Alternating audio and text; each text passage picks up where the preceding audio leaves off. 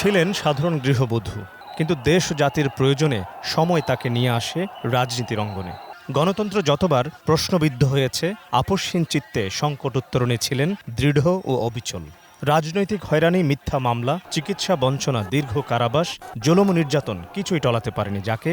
এই জন্যই তাকে দেয়া হয়েছে আপসহীন নেত্রীর উপাধি।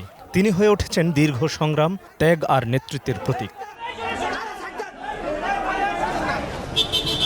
তিনবারের প্রধানমন্ত্রী, দেশের মানুষ যাকে আপন করেছেন সীমাহীন ভালোবাসায়, দল ও পরিবারের পক্ষ থেকে তার জন্মদিন দেশজুড়ে পালিত হচ্ছে দোয়া ও মিলাদ মাহফিলে।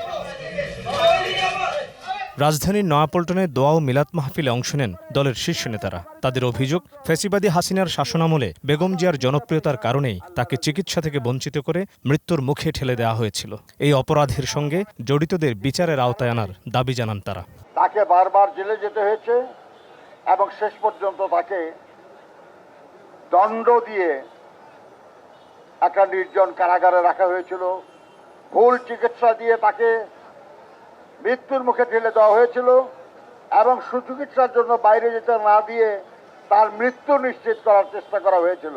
কারা কারা কারাগারে ওনাকে নির্যাতন করেছেন এটা আমরা দেখেছি। ওনার উপরে কতটুকু নিপীড়ন হয়েছে, কতটুকু অত্যাচার হয়েছে, কারা কারা এর সঙ্গে দায়ী, তাদের সকলের একটা বিচার করা উচিত বলে আমি বিশ্বাস করি এবং মনে করি, এবং বিচার হওয়া উচিত।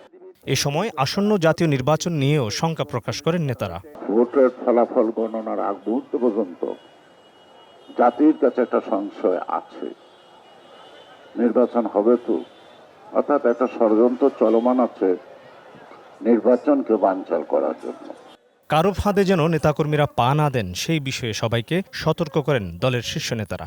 কারো পাতানো ফাঁদে বা কারো পাতানো কথা উত্তর দিয়ে যাতে গণতন্ত্রে ভুলণ্ঠিত না হয়। Mohammad Hussain, star news, Dhaka.